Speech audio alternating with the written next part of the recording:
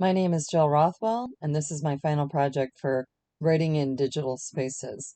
I'm here with Ted Dietrich, Station Manager for GRTV, Chris Powers, Professional Tutor at GRCC, John Rothwell, Multimedia Journalist and High School Teacher, and Carrie Montero, Supports Coordinator with Community Living Services. I've given each of the participants questions to describe their definition of digital rhetoric, how they use it, and if they utilize universal design. Let's start with Ted. Ted, how do you define digital rhetoric? It's an interesting term. It's been around for I think a couple of decades, and still seems to be morphing in its definition. For us at the Community Media Center, and for myself, I kind of look at it as more of a overall communication that rhetorical tools are typically used to refer to written language or spoken language.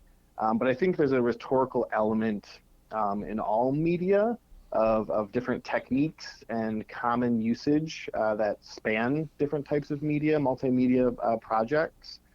Chris?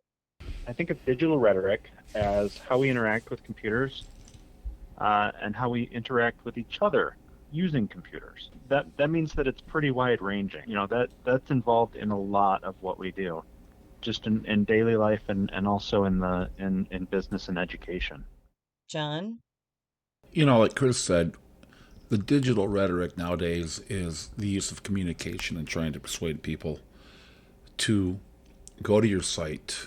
I use digital rhetoric to try to promote my photographs, my video, and my audio work. I use a variety of platforms of social media. Carrie? Yeah, I think it is how we communicate with one another, and everything's electronic and technology and everything. How we can use that to communicate in my area, it leads into, the difference between a person understanding and talking. Being able to be accessible to a wide variety of differently abled people is crucial.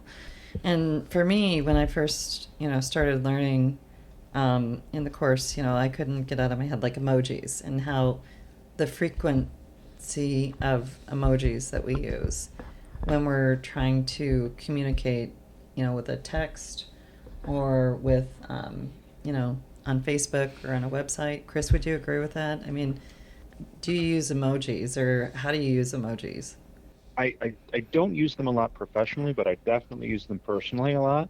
And I have entire conversations with some of my friends using emojis and GIFs. They're like hieroglyphics of our time. Yes. I mean, you can have an entire conversation and never